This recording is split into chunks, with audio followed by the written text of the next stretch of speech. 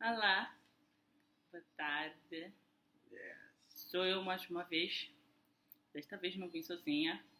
Meu esposo, Hello, guys. Ernesto Matavel, meu atual líder. Então, hoje eu estou com ele. Nós vamos dar continuidade ao que eu estava a falar no vídeo passado, mas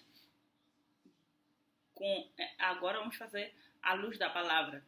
Eu não quis vir sozinha desta vez, porque é sempre bom ter alguém que vai trazer uma opinião diferente daquela que tu tens.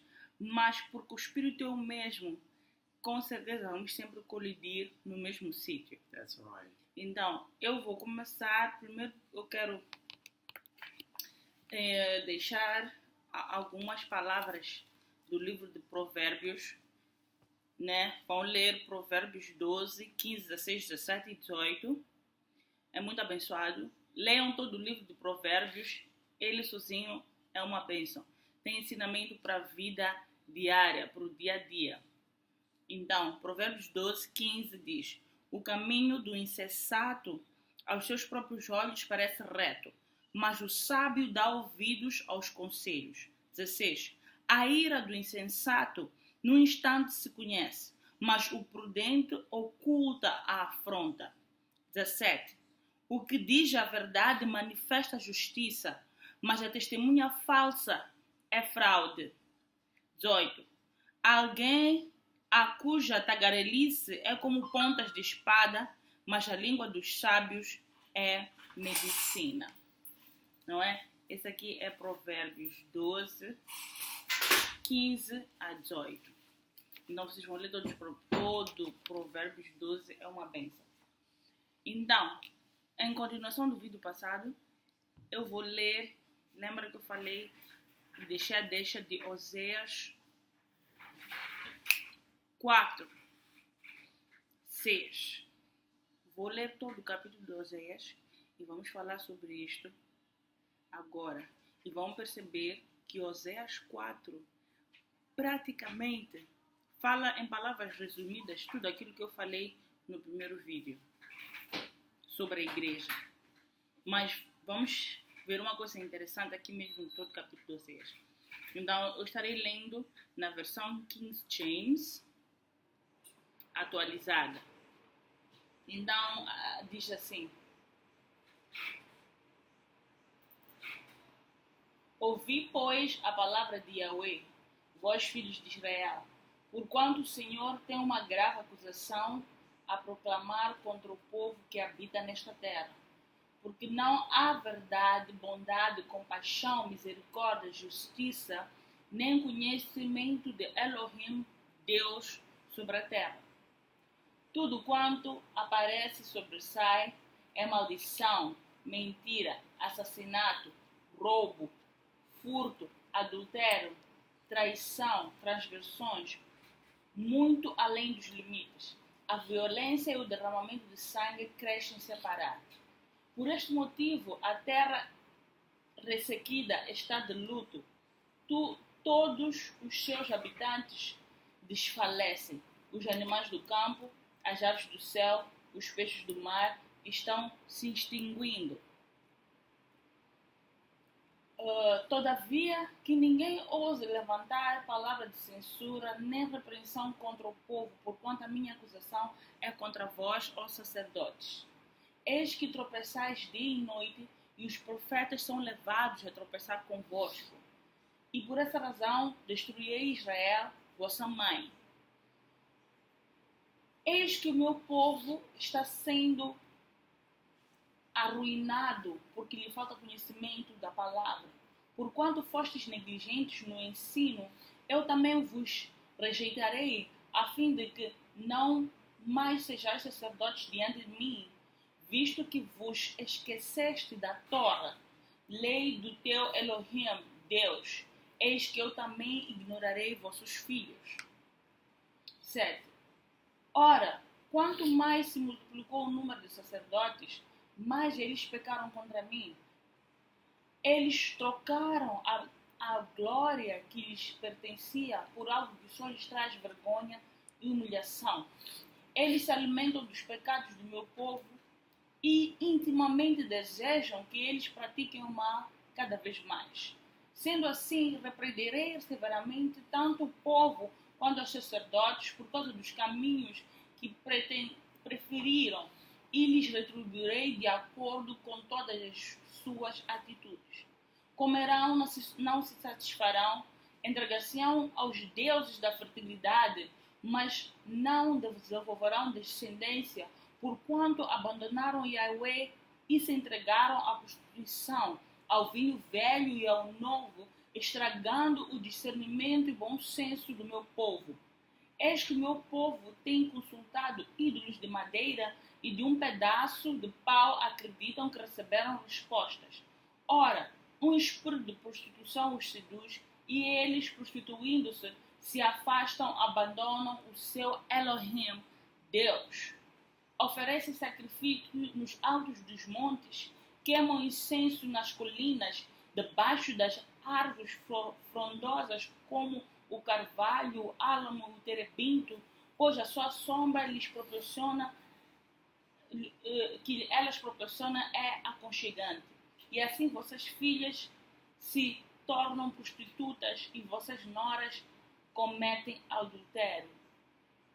No entanto, não castigarei vossas filhas por se prostituírem, nem vossas noras por adulterarem, porque os próprios homens se encontram com as meretrizes nos templos pagãos e praticam dos sacrifícios oferecidos pelas prostitutas culturais e seus deuses.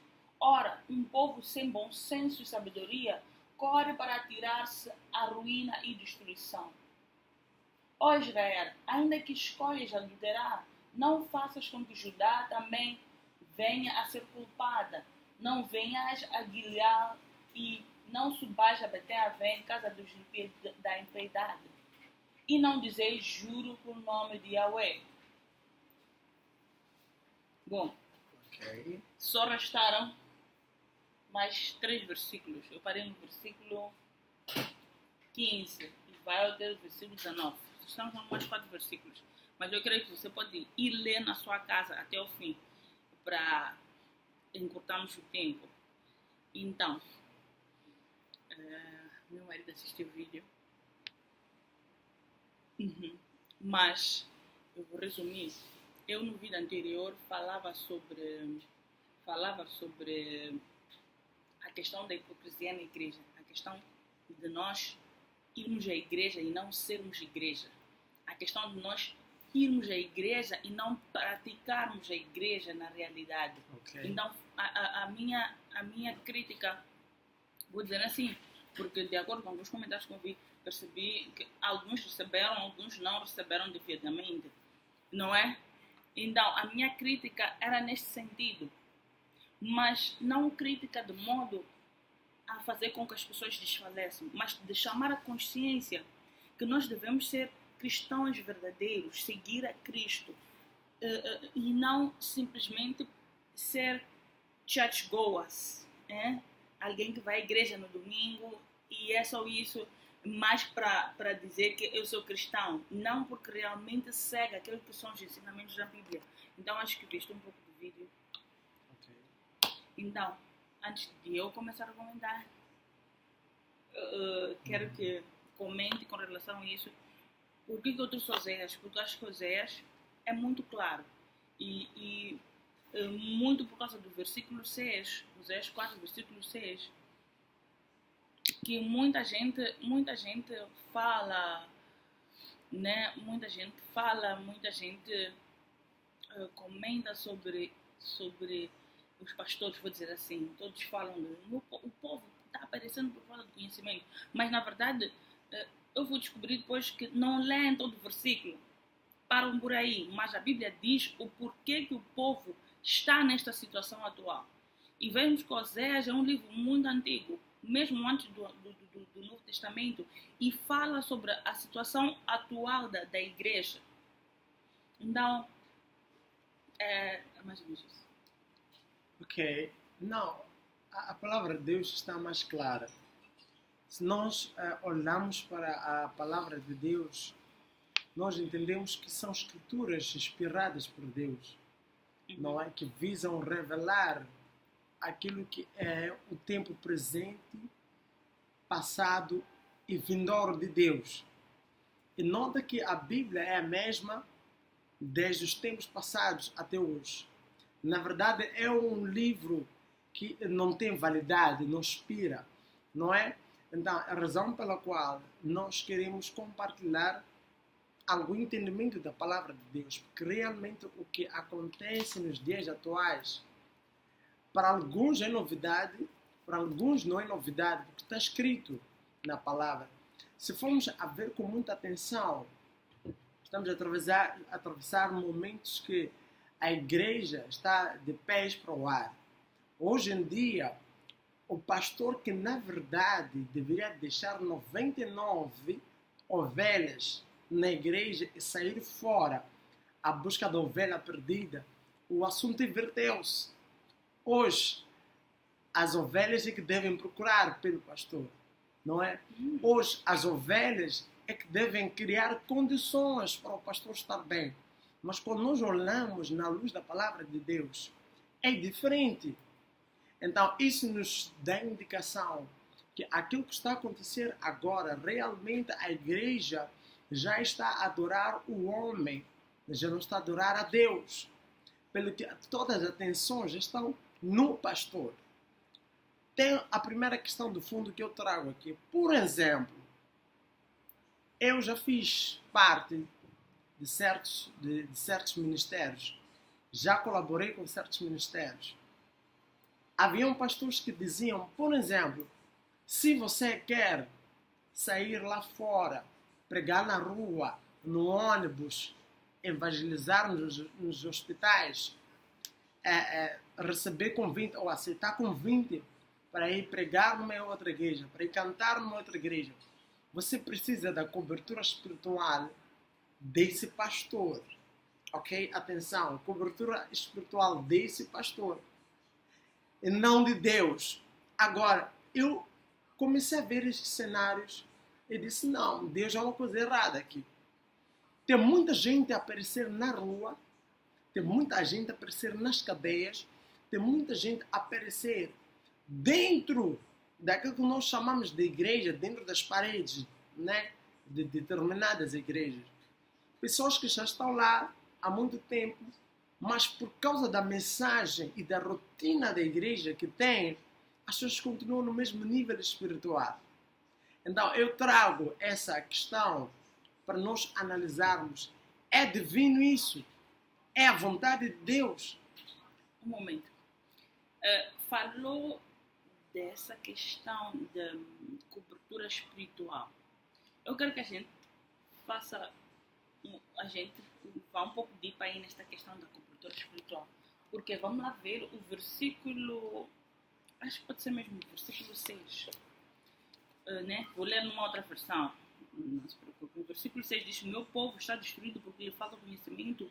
Porque tu, sacerdote, rejeitaste o conhecimento, também eu te rejeitarei, para que não sejas sacerdote diante de mim, visto que te esqueceste da lei de teu Deus, também me esquecerei dos teus filhos. I'll try to break down here. Falou da questão da cobertura espiritual. Ok. Acho que temos que falar disso muito profundamente. Aqui diz uma coisa interessante. Por que eu quero tocar neste ponto do versículo 6? Porque quero que a gente, juntos, nós, entendamos uma questão aqui. Aqui a palavra diz que porque o sacerdote se esqueceu da Torá, da lei de Deus, Deus também se esquecerá do seu filho. Vamos dizer, as ovelhas do sacerdote. Tem uma questão muito forte aqui, porque Jesus veio para morrer por nós, para que a gente pudesse ter acesso direto ao Santo dos Santos, onde já não usamos mais o sistema de tabernáculo. Isto agora no Novo Testamento. Aqui ainda havia o sistema do tabernáculo, outer court, inner court, holy of holy places. E somente tinha um sacerdote que ia anualmente para aquele lugar para estar lá a favor do povo. Ok. E isso era naquela altura. Hoje o véu foi quebrado, nós temos Cristo, temos acesso ao lugar santo dos santos. Não é? Porque estou tentando fazer uma analogia com o que está a dizer a questão de you cannot go without my blessing. Você não pode ir sem a minha bênção, não é? Temos esta questão. Hoje eu tenho acesso ao lugar santo dos santos. Sim, o meu pastor está lá, mas somos todos filhos do mesmo Deus. E temos todos o mesmo Espírito. Já não há mais... sim, as fases continuam existindo, mas hoje não é só o sacerdote que é permitido ir ao Santo dos Santos. Nós também, como filhos de Deus, temos lugar ao Santo dos Santos. Porque o que Deus quer é que a gente tenha uma relação íntima com Ele. Não é? Então, vamos lá falar sobre esta questão aqui, que é muito importante. Pois, embora hoje a gente ainda tenha acesso direto ao Santo dos Santos, ainda prevalece a hierarquia, porque o reino de Deus é organizado. A Bíblia diz que Deus é um Deus organizado. Temos, sim, Ele colocou os 9 dons e colocou os pastores. Quer dizer, não os pastores. Temos os apóstolos, os profetas, os pastores e evangelistas e depois os mestres. Acho que eu falei no vídeo anterior que... não foi no vídeo anterior. Falei num outro vídeo que não postei. Que a razão pela qual existe esta diferença é porque aquilo que diz Paulo, por agora devias ser já devias ser maduro, mas ainda necessitais de leite por causa da questão da maturidade. Temos os nossos pastores, os nossos profetas, que são pessoas que devem nos entregar a comida, que é a palavra. Mas temos, quando eu vejo esse statement de Paulo, percebo que, embora ele esteja lá, há uma necessidade de nós, como ovelhas, também crescermos. Exatamente. Então, porque ainda temos esta questão, esta questão não morreu. Jesus disse, eu não vim para anular os mandamentos, mas sim para cumpri-los. Porque ainda temos esta questão. O povo hoje sofre da mesma coisa. Quando eu tiro o meu olho de Deus e coloco no homem, porque naquela altura dependiam 100% do sacerdote. Hoje temos o sacerdote como um guia, mas a nossa dependência já não está no sacerdote. Nós temos acesso também ao Santo dos Santos. Então, se eu tiro a minha dependência de Deus e coloco no homem, eu volto para este ponto, onde se o meu sacerdote peca, porque eu estou não só debaixo dele, mas concordo com o que ele faz, eu também peco.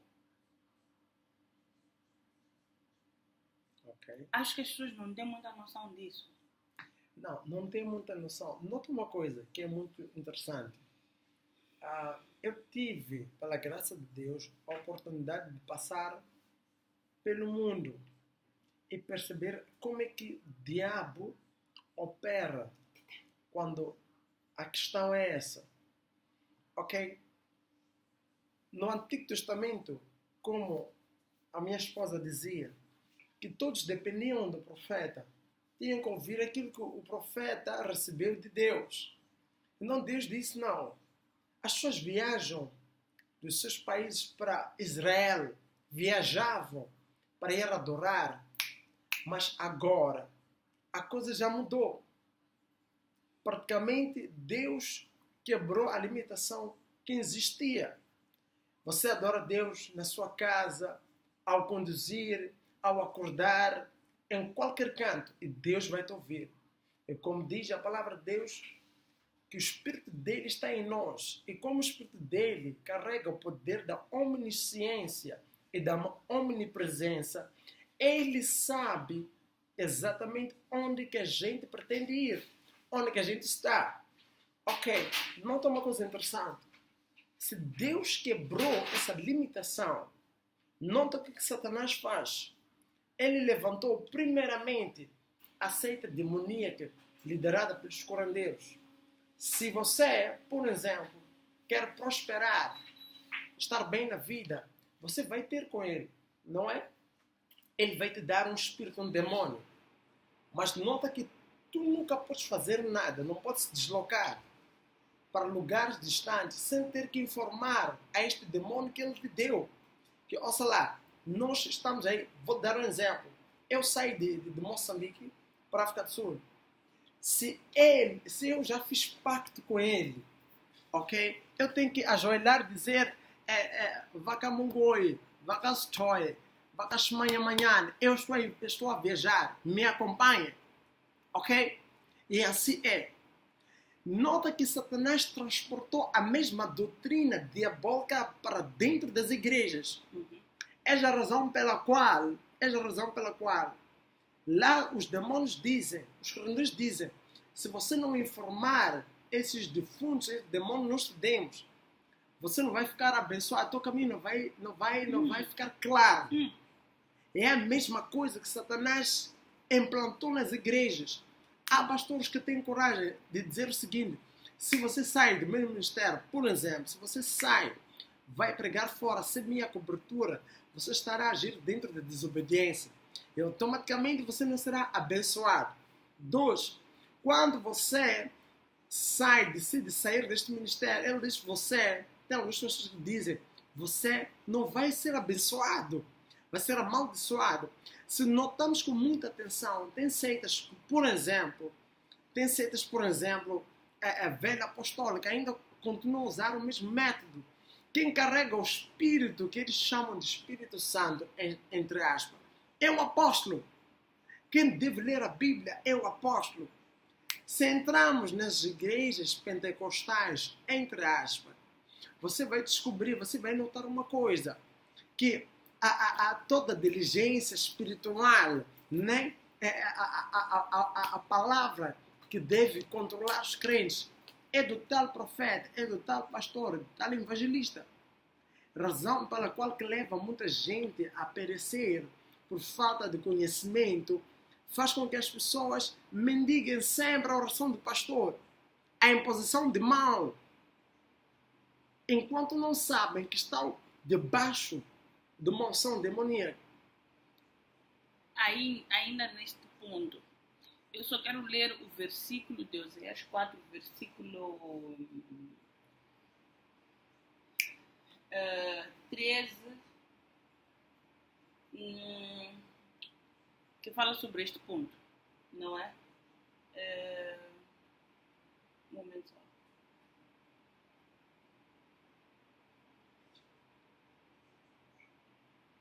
Não, versículo 12 e 13. Versículo 12 diz: eis que o meu povo tem consultado ídolos de madeira e de um pedaço de pau acreditam que receberam respostas. Ora, um espírito de prostituição os seduz e eles, prostituindo-se, abandonam o seu Elohim, Deus. Versículo 13. Oferecem sacrifícios nos altos dos montes e queimam incenso nas colinas, debaixo das árvores frondosas. Não é? E assim vai. Era esta questão, era este ponto que eu queria ler.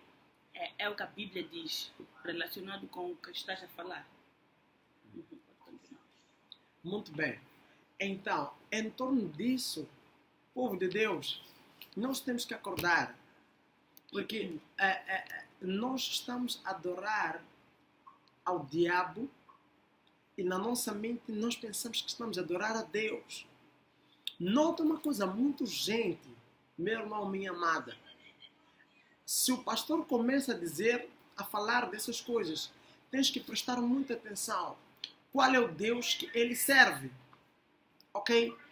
Nota uma coisa, a palavra professor, na verdade, quando nós vamos traduzir ela vai nos levar ao nível de nos fazer perceber que o professor é aquele que dá o conhecimento e por si o aluno ou estudante vai desenvolver o conhecimento através da sabedoria, que infelizmente não existe nenhum professor que dá a sabedoria, só dá o conhecimento, ok?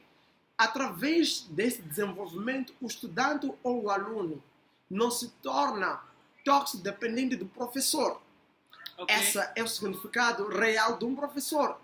Quando voltamos à luz da palavra de Deus, o pastor, o profeta, praticamente nos difere do professor. Ele dá o conhecimento que é da palavra de Deus. Mas como nós fomos agraciados por Deus, nos dar o Espírito Santo, que é a luz, que é a mente de sabedoria, é a mente de Cristo, ele começa a abrir a nossa vista, os nossos ouvidos, a entendermos a palavra que o pastor, que o profeta, que o diácono, o evangelista pregou para nós. Começa a trazer a luz, começa a clarear com mais sabedoria e revelação. Ok, então é a razão pela qual nós encontramos hoje em dia irmãos e irmãs idolatram os pastores num nível muito grave. Até diz, eu não posso viajar sem dizer o meu manto. Né? Se esquece de informar a Deus e informa o seu manto. E não sabe e nem tem certeza se o seu manto vai falar com Deus. Que fulano de X está a viajar. Ok? É de certo que a Bíblia diz que os pastores vão responder pelo sangue das ovelhas. Mas não significa que os pastores são proprietários das ovelhas. Apenas foram colocados para liderar as ovelhas dentro da visão de Deus. Em nome de Jesus. Nesse ponto, veja que o versículo 12, Atos 4, versículo 9 diz: sendo assim, repreenderei severamente tanto ao povo quanto o sacerdote, não é? Tanto ao povo quanto ao sacerdote, versículo 9, desculpa, por causa dos caminhos que preferiram, e lhes retribuirei de acordo com as suas atitudes. Aqui está a deixar claro. Ele vai fazer. É tanto para o povo como o sacerdote. Naquele dia você não vai dizer porque meu pastor disse. Naquele dia não vai dizer porque é porque o meu pastor, porque é a minha pastora. A Bíblia é clara. No dia de julgamento não vamos ser todos julgados como um todo o corpo, mas cada um vai ter a sua porção. E vou voltar a repetir o versículo 9 numa outra versão. Por isso, como é o povo, assim é o sacerdote. Castigá-lo-ei pelo seu procedimento e lhe darei o pago das suas obras. Vai castigar tanto o povo como o sacerdote pelo seu próprio procedimento. Significa o quê? Lembra que Paulo, em Romanos 12:2, diz que renovai-vos no vosso entendimento. Para que possa perceber qual é a boa, perfeita, agradável vontade de Deus. Não somente com relação ao lugar onde a gente está, vamos dizer igreja, denominação, mas concernente àquilo que é o projeto divino para cada um de nós. Eu gosto desse versículo. Deus diz para Jeremias: eu te conheci antes mesmo que estivesses no ventre da tua madre. Significa que houve, não sei se vou dizer um encontro. Deus conhece Jeremias. Ele projetou Jeremias e depois colocou no ventre da mãe do Jeremias. A mãe do Jeremias não conhece Jeremias, mas Deus já conhecia Jeremias. Isso se aplica para cada um de nós. Deus já conhece cada um de nós. Ele colocou um propósito dentro de cada um de nós antes que a gente fosse formado no ventre da nossa mãe. É por isso que eu acredito, não sei tu, Rani, é por isso que eu acredito que Ele nos projetou cada um de uma forma. Eu acredito quando Ele diz que já te abençoei com toda sorte de bênçãos espirituais nos lugares celestiais em Cristo Jesus. Isso é Efésios 3. Eu acredito que Ele está querendo fazer-nos entender that I know you. I know you. Eu sei. Tanto que ele diz que os meus caminhos não são os teus caminhos. Os meus pensamentos não são os teus pensamentos. E Paulo diz: renovai-vos no vosso entendimento. Can you translate? Paul was saying, go to a higher understanding.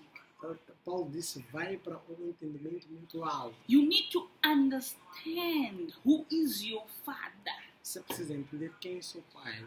Veja uma coisa interessante. Jesus, ele disse uma coisa. Eu faço o que eu vejo meu pai fazendo.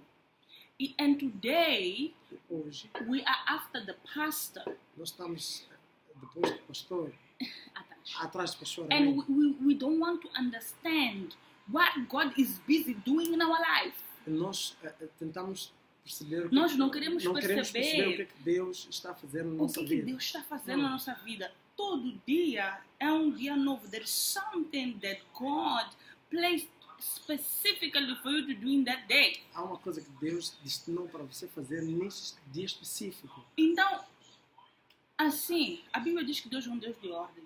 Eu creio que vais concordar comigo. Eu não estou aqui a querer subjugar, não estou a querer subjugar ou desqualificar a hierarquia na igreja. Não é isso que estamos a tentar dizer. O que nós estamos a tentar dizer aqui é que, yes, obey your pastor. Sim, obedece ao teu pastor, mas tens que chegar num nível to understand if this obedience is not going against the word of God. E nota uma coisa interessante. Nós, seres humanos, fomos formados por Deus e colocados neste planeta Terra com uma coisa muito interessante. Por causa da queda do homem, para nós nos submeter é complicado. Porque já nasceu uma coisa, um ego, um orgulho em nós. Mas quando deixamos o Espírito de Deus nos possuir, automaticamente o Espírito que está em nós vai reconhecer o Espírito que está no pastor. Se com muita facilidade eu consigo obedecer o meu pastor sem questionar, aí há uma indicação que não, este homem é um homem de Deus. Mas quando eu obedeço o meu pastor e tem algumas questões que por causa da posição dele que ocupa, neste caso, eu fico com medo. Yeah. Você tem que começar a perceber que não é da vontade de Deus. Porque Deus sabe, por exemplo, tem pastores que pregam o seguinte, não existe inferno. Ok? E você já chama esse pastor de teu pai espiritual. Ele prega num domingo. Não existe inferno. Deus é amor. Deus não fez algo, como é que é? Deus não fez lago de enxofre para queimar os seus próprios filhos. Mas você conhece aquela palavra que diz que nós fomos dados o livre arbítrio. Yes. There are two ways. Há dois caminhos. O caminho que nos leva para a vida eterna e o caminho que nos leva para a perdição. Desculpa, vou ler. Essa palavra está em Provérbios 13, Provérbios 14, versículo 12. Diz, há um caminho que ao homem parece direito, Okay. mas ao cabo dá em caminho de morte. Esse é Provérbios 14, 12. Ok? Então, Deus nos faz perceber essas coisas, amado, na ordem de voltarmos a praticar a palavra de Deus. Porque acredito que muitos que estão nos ouvir agora sabem que a palavra de Deus carrega o Espírito Santo que nunca vai perder a validade. Razão pela qual quando nós vamos traduzir o verdadeiro significado das Escrituras Sagradas, nós vamos descobrir que vai nos levar na definição simples, que significa vontade de Deus. Então, se eu estou na palavra, se eu leio a Bíblia, se eu medito na Bíblia, significa que estou dentro da vontade de Deus. E qual é a vontade de Deus? A vontade é essa: não rouba, não mata, não destrói, não mente, não engana. E mais coisas que a palavra nos diz.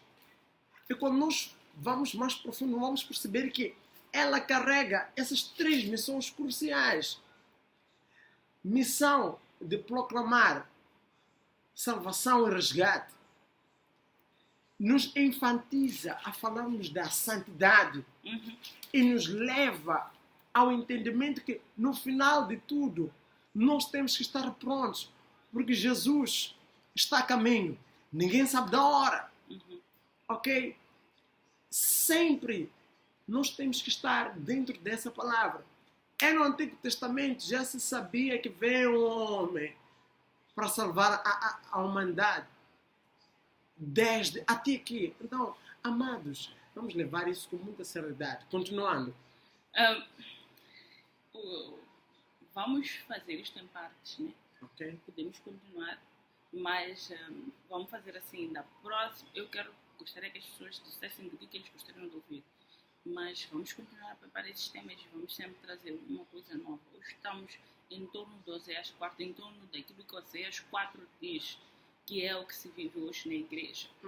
Então, só para terminar nestas questões este exemplo, não é? Eu quero dar mais um exemplo sobre o perigo de você focar-se no sacerdote e deixar-se de focar em Deus. Recorde-se que o véu já foi quebrado e nós também temos acesso ao sangue dos santos. Vou dar só mais um exemplo do que acontece hoje nas igrejas, que é a questão do orar em línguas. Eu quero que a gente toque nisso, vamos fazer 5, 6 minutos. A questão do orar em línguas. Tem pessoas que já estiveram em igrejas onde foram explicados a importância da oração em línguas. Por que eu toco neste fato? Porque é um fator muito importante. Eu vou ler o que a Bíblia diz sobre a oração em línguas. E depois você também vai ter tempo de ler na sua casa e reflita, não é? Alguns pastores não concordam. Ou dizem que o povo não pode orar em línguas porque não se percebe nada. Não é? E tem muitos que estão seguindo isso e não sabem o poder da oração em línguas. Eu acho que vamos trazer aqui um tema só para explicar oração em línguas e para perceber o quão poderoso, o quão forte é a oração em línguas. Mas aqui vamos dar só um briefing. Por que eu estou tocando nesse ponto? Porque tem pessoas que saíram de igrejas onde oravam em línguas e hoje voltaram ao Egito, vou dizer assim, para um lugar onde sequer entendem o significado e o poder da oração em línguas. Tem um exemplo que o meu pastor costumava dar. Ele dizia, o meu antigo pastor, não é? Ele deu esse exemplo um dia, perguntou: filho de peixe é o quê? É peixe. Filho de não sei o que é o quê? É isso. Isto para dizer o quê? E ele disse assim: se você é filho de Deus e você é introduzido a um novo reino, nesse reino há uma linguagem. E a Bíblia diz que Jesus nos tirou do reino das trevas e nos colocou assentados com Ele à destra do Pai no reino de Deus. Há uma língua que se fala naquele reino. E recordem-se de uma coisa, é uma coisa bíblica. Antes da Torre de Babel, todo mundo falava a mesma língua. Não havia português, inglês, Swati, Zulu. Todos falavam a mesma língua. E para você perceber o quão poderosa é essa língua, Deus, quando percebeu o que eles queriam fazer e percebeu que eles vão conseguir, Ele teve que descer, espalhar as pessoas. De tal forma que a melhor forma de espalhar, Ele teve que confusionar a comunicação. Porque a única coisa que fazia com que o plano deles estivesse coeso e eles fossem chegar ao lugar onde eles queriam chegar, é porque falavam a mesma língua, tinham o mesmo entendimento. E isso foi quebrado assim que Deus percebeu o plano da construção da Torre de Babel. E a gente foi resgatado de novo, de volta para o reino de Deus. Não é? E há uma linguagem que se fala lá. Agora eu vou ler o que diz Coríntios, 1 Coríntios 14 sobre isso. 1 Coríntios 14 sobre isso. Para você que não sabe ou não sabia, fica a saber. Veja o que a Bíblia diz, 1 Coríntios 14, versículo 2. Diz, quem fala em línguas estranhas, fala a Deus e não as pessoas, pois ninguém o entende. Pelo poder do Espírito Santo, ele diz verdades secretas. Esse é o versículo 2. Versículo 14 diz, porque se eu orar em línguas estranhas, o meu espírito ora de fato, estará orando, mas a minha inteligência não tomará parte nisso. Está a dizer que o teu intelecto, a tua mente não toma parte daquilo que você fala com Deus. Perceba uma coisa, primeiro diz que quem fala em línguas estranhas fala a Deus diretamente, não tem shortcut. E vamos ler a Bíblia em Apocalipse, você vai perceber qual é o processo que acontece na tua oração. Quando a gente ora em português, em inglês, você vai perceber qual é o processo. Os anjos, eles têm que vir levar a tua oração, misturar com incenso, depois peneirar, voltar a colocar no lugar de incenso, para que suba como um cheiro agradável a Deus, para que não haja contaminação. Mas quando você ora em línguas, você fala direto para Deus. Então, não sei se percebe essa controvérsia. Yeah. And the praying in tongues is so powerful. Eu vou dar testemunho pessoal. Eu comecei a crescer mais espiritualmente quando a minha pastora olhou para mim e disse, você ainda não ora em línguas? Ela disse, não. Something is wrong. E isso não é uma coisa que se ensina. Você pede o Espírito Santo para colocar isso na sua boca. Na verdade, a partir do momento que você aceita Deus, já está lá. Você tem que aceitar. Você tem que aceitar que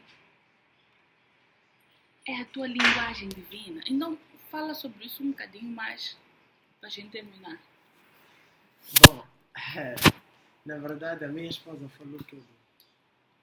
Nós só podemos crescer espiritualmente quando percebemos a dinâmica do reino na qual nós representamos aqui na Terra.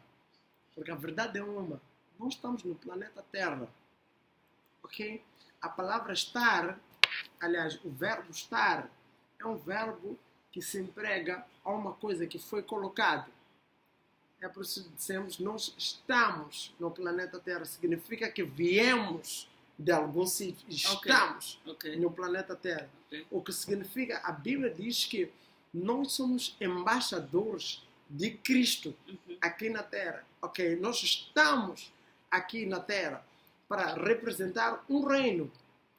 E como estamos aqui na Terra, fomos obrigados a estudar os códigos de comunicação, que é o inglês, português, Zulu, Setsuana.